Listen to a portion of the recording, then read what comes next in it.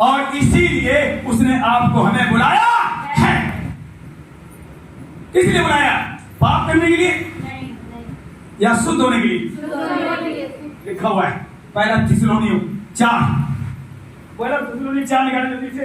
क्यों खुदा ने बुलाया? इन वचनों को जब आप जानते हैं और प्लस मानते हैं तो जानना काफी नहीं, उसे मानना है।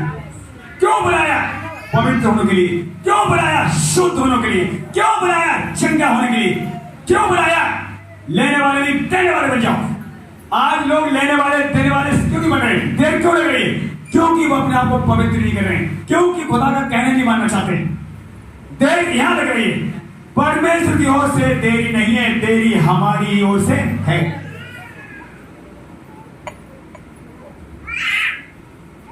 अब उसने आपको पवित्र आत्मा दिया। सुनिए ध्यान से, उसने आपको पवित्र आत्मा दिया है। जितने लोग कहते हैं यीशु ही मेरा प्रभु है, आपके अंदर पवित्र आत्मा आ चुका है। ध्यान सुनना, क्या आप सब कहते हैं मेरा यीशु प्रभु है? तो आप सबके अंदर पवित्र आत्मा है। वो अलग एक नींद आपको आ रही है। कुछ लोग नींद आ रही है, देखो दीवार छोड़ दो, दीवार हटेगी नहीं, आपको हटना पड़ेगा। दीवार से सटे लोगों को नींद आ रही है, दीवार छोड़ दो। सुनिए ध्यान से, अगर आप कहते हैं यीशु ही मेरा प्रभु है, तो समझ लो पवित्र आत्मा आपके अंदर है। अब सवाल यह है, क्या उसे बढ़ने दे रहे? पवित्र आत्मा आपके अंदर क्या बढ़ रहा है या नहीं? अगर पवित्र आत्मा बढ़ेगा तो जितने काम रुके हैं होते चले। ध्यान सुन लेना, जब पवित्र आत्मा बढ़ेगा, कर्जा जाएगा, बीमारी जाएगी, जितने रुके काम एक एक होता चला जाएगा। अगर पवित्र आत्मा रुकेगा, बढ़ेगा नहीं, तो तुम्हारे काम भी रुके रहेंगे। सुन लो कान खोल के, फिर आप कहोगे क्या करूं? पवित्र आत्मा बढ़ाओ। प्रभु ने क्या कहा? मेरे राज धर्म की बाकी, लेकिन नहीं, धर्म राज खोजो चाहे मत खोजो, सब मिल जाए। नहीं देगा। अगर सब मिल जाएगा तो तुम जो खोज रहे हो वो भी खोजना बंद। या सब अभी जिसे मान लो 1 लाख की जरूरत है, अभी आपको 2 लाख रुपए दे दिए, तो अगले संडे से हमारा मन बिजी हो जाओगे। वो 2 लाख रुपए आपको बिजी श्योरली। पैसा जब ज्यादा आता है, पता लोग किधर देखते हैं? पैसे की तरफ। जब यीशु बढ़ता है तो हम उसकी तरफ देखते हैं। यीशु बढ़ेगा ना तो यीशु दिखाई देगा आपको, जब पैसा बढ़ेगा तो पैसा दिखाई देगा। अब सवाल तुम्हारे ऊपर क्या चाहिए? यीशु चाहिए।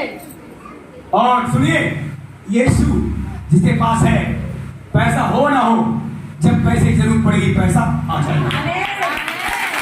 यीशु वो परमेश्वर है, जानवरों के पेट से पैसा निकालने की ताकत रखता है। यीशु मसीह ने मछली के पेट से पैसा निकलवाया नहीं निकलवाया? क्यों डरते हो? जब यीशु अंदर है, पैसा स्वर्ग से नहीं, इसी मुंह से निकलना शुरू हो जाएगा। आप बोलोगे पैसा आ तो आ, ऐसा ही होगा। देख लो दूसरी बात, अकाल में जब गेहूं ये चीजें खाने नहीं मिलेगी, जमीन जब अनाज उत्पन्न करना बंद कर देगी, उस समय गलती से कोई रह गया विश्वासी, खौफ मानने वाला, पहले तो खुदा का खौफ मानने वाले यहाँ एक भी छोड़ा जाएगा नहीं, सब साथ जाएंगे।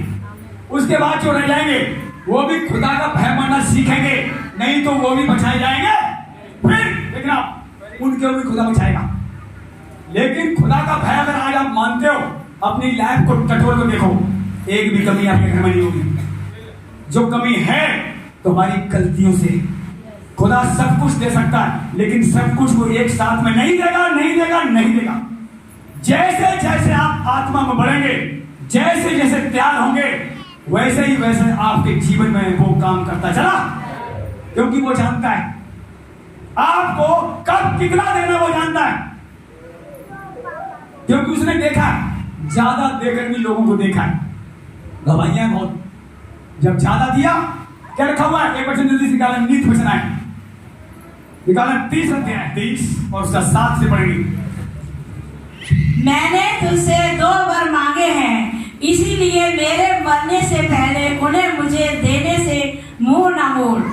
अर्थात व्यर्थ और झूठी बात मुझसे दूर रख। मुझे ना तो निर्धन कर और ना धनी बना। प्रतिदिन की रोटी मुझे खिलाया कर। ऐसा ना हो कि जब मेरा पेट भर जाए तब कम मैं इनकार करके कहूँ कि यहोवा कौन है, या अपना भाग होकर चोरी करूँ और अपने परमेश्वर का नाम अनुचित रीति से लूँ। देखिए यहाँ पर मैंने तुझसे 2 बार मांगे, इसलिए मेरे मरने से पहले मुझे दे, देने से मुंह मत मोड़े रखा हुआ है।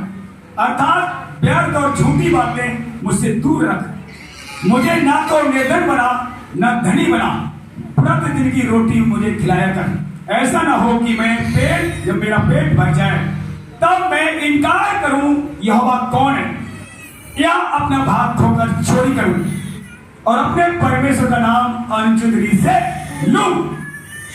ये जो प्रार्थना है समझदार व्यक्ति ने करी है। यह सुनो, जिसने नीति वचन लिखा है वो समझदार बंदे ने प्रार्थना है आप करिए। हर दिन का भोजन दे। हर दिन का भोजन देने से क्या होगा? एक तो हर दिन प्रार्थना में जाना पड़ेगा आपको, हर दिन खुदा से आप मांगोगे। लेकिन एक बार मांगने से जो 10 साल तक बैठ के खाना चाहते हैं वो खुदा से अपने आप दूर हो जाएंगे। हर दिन देखिए, ध्यान सुनना, पीछे वाले रेडी? प्रचार करने वाले खुदा से दूर हो सकते हैं, पर दुआ करने वाले खुदा से दूर कभी नहीं हो सकते हैं। बोल इस मसीह की सच्चाई है। जब हम घुटने टेक के खुदा के पास हर दिन सुबह शाम आते हैं तो हमें दूर कौन करेगा? ये सुनो, जब हम घुटने टेक कर खुदा के पास आना छोड़ देते हैं तो शैतान हमें दूर कर देगा। इसलिए हर दिन घुटने टेक कर सुबह शाम खुदा के पास आओ। आपने कहा जब बहन ने प्रार्थना करी, लोग घबरा जाते हैं जब कोई धमकाता है, लेकिन जब प्रार्थना होती घुटने टेकते हैं तो सब कुछ नया हो। बेहतर ये सुबह शाम अपने बाप के आगे घुटने टेको। तुम तुम्हारा घराना जिसके लिए आप घुटने टेक रहे हो वो भी खुदा मन को लाके रख देगा। इससे और नहीं, आपके घुटने टेकने में आपके जीभ ओठों में वचन जो डाले गए वो सामर्थ्य है। वो आपके वचन नहीं है, वो हमारे वचन नहीं है। किसके वचन है? यिर्मयाह से परमेश्वर कह रहा है, हे यिर्मयाह तुझे क्या दिखाई दे रहा है? अगर आपको ठीक ठीक दिखाई देता है तो यहोवा कह रहा है मैं तेरे लिए, तू वचन जो बोलेगा उसके लिए मैं जागता रहूंगा और उसको पूरा करके रहूंगा। और इस मसीह की अगर तुम ठीक ठीक देख रहे हो, गलत चीजें देखना आपने छोड़ दी है, तो सब कुछ ठीक होता चला। सब कुछ जो आपको लग रहा है हमारे घर में गड़बड़ है वो सब कुछ ठीक होता चला जाएगा। इसलिए ठीक ठीक देखना शुरू कर दो, गलत चीजें छोड़ दो देखना आंखों से। यिर्मयाह ने कहा हाँ प्रभु मुझे ये दिखाई दे रहा है, बादाम की टहनी दिखाई पड़ रही। प्रभु ने कहा मैं देख रहा हूं ये बादाम ही है और किसी टहनी नहीं, किसी टहनी है बादाम की है। तब प्रभु ने कहा तुझे ठीक दिखाई दे रहा है, अब मैं भी, तू ठीक देख रहा है तो मैं भी तेरे वचन जो मुंह से निकलेंगे उन्हें पूरा करने के लिए तैयार खड़ा हूं। आपके वचन मुंह से निकलते हैं खुदा पूरा करेगा, पर क्या वचन ठीक बोल रहे हैं? क्या वचन ठीक बोल रहे हैं? कभी आप गड़बड़ वचन बोलते हैं तो मामला गड़बड़ी हो जाएगा ना। लिखा हुआ है तेरे मुंह में वचन डाले तू लोगों को उठाएगा और लोगों को अब बोल क्या है? इसलिए गुस्सा आए काबू करना। गुस्सा तो शैतान दिलाता है। आप जहां से गुजर रहे हैं वहां यीशु आपके साथ है। क्यों कहा प्रभु ने सबसे ज्यादा अपनी मन की रखवाली कर? जैसे ही बुरी बात कोई आपको बोलता है, आपके कानों ने बुरी बात सुनी और मन में आ गई, कहा नहीं, मन गुस्सा से भर गया। अब और जीभ पर क्या अच्छी बात आने वाली? अटैक सीधा दुष्ट आपके मनों से खेल रहा है हर दिन। इसलिए लिखा हुआ सबसे ज्यादा अपने मन की रखवाली कर और तेरे मुंह से टेढ़ी बात ना निकले। याद रख तेरे मुंह से क्या निकल रहा है? गुस्सा आएगी तो क्या अच्छी बात निकलेगी? गुस्सा आए तो चुप रहना सीखना, मन को काबू में रखना। जिस परमेश्वर ने हमें बुलाया है वो आपके मनों को, आपके हृदय को बना रहा है। वो कह रहा है अपने मन, अपना हृदय मुझे सौंप दे। जिसका मन प्रभु तरफ लगा रहेगा, हृदय प्रभु तरफ लगा रहेगा, उसको कौन हरा सकता है? वो हराएगा क्या? यहाँ अटैक होते हैं। सुनिए, जब बीमारी आती, बुखार आता है, कमजोरी आती, सबसे पहले कहाँ आता है? आता नहीं आता मन में कि मेरा शरीर ठीक नहीं लगा, मन में आएगा और तुरंत मन से कहा, हे मेरे मन घबरा मत, प्रभु को पार याद रख, प्रभु ने तेरे लिए बड़े बड़े काम किए, घबरा मत, हे मेरे मन घबरा मत, प्रभु की महिमा कर।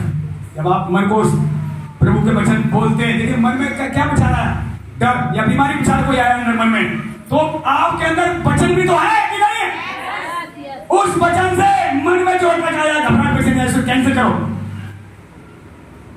उसे भगाओ मन से। और मन से अगर घबराहट चली गई, अगर मान लो मन में चोट लगी वो चला गया, पूरी बॉडी फ्री हो जाएगी, पूरी बॉडी फ्री हो जाएगी, आपकी कमजोरी आपको छोड़ चली जाएगी। आपका बुखार वायरस जब मन से गया तो पूरी बॉडी चला जाएगा, क्योंकि मन पूरी बॉडी को चलाता है, ये सुनो। इसलिए मन में बुखार वायरस घबराहट बेचैनी यहाँ मत आने दो। यहाँ पर आप मन को बोला करो, हे मेरे मन प्रभु की महिमा कर, तुझे महिमा के लिए बुलाया गया, बीमारी के लिए नहीं।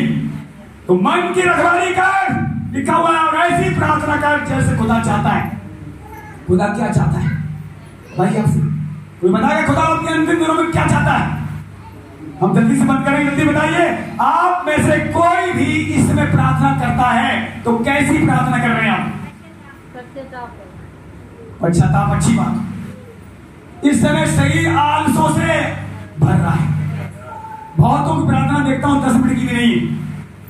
मैं आपको सच बता रहा हूं, अपने घर में आप प्रार्थना नहीं कर पा रहे हैं तो कलसिया हमारा मत छोड़ना। बहुत लोग कलसिया में भी नहीं आ पा रहे हैं। नाइट प्रार्थना होती है, शुक्रवार को सुनाना शुरू करो। बिना माइक के रात प्रार्थना हम लोग करते हैं, आओ उसमें बढ़ो। नाइट प्रार्थना में क्या होगा? शांति से वचन मिलेगा आपको, और आप जो सीखेंगे आपके मुंह से प्रभु निकलवाएगा कि आपने सीखा है। बहुत जरूरी है। आप कहाँ हैं? आपका मन जहां जाएगा भैया पहुंच जाएंगे। आपका मन बार बार पिछले करता है, इधर ये हो रहा है, वो हो रहा है, ये हो रहा है, वो हो रहा है। ध्यान सुनना सब लोग पीछे वाले, कुछ भी हो रहा है और आपका मन यहोवा से लगा हुआ है, जीत तुम्हारी ही, तुम्हारी जीत होगी। जो लोग परमेश्वर से मन लगाए रखते हैं, जो परमेश्वर यहोवा से प्रेम रखते हैं, उनके लिए सारी बातें मिलकर भलाई को लेकर आती हैं। आपका मन प्रभु के बिना नहीं रह सकता है, समझ लो जीत तुम्हारी होगी। कुछ भी हो, चाहे बीमारी हो, चाहे कर्जे हो, चाहे कोई भी रुकावट घर में क्यों ना हो, जीत आपकी ही होगी, श्योर नहीं होगी, इसमें कोई शक नहीं।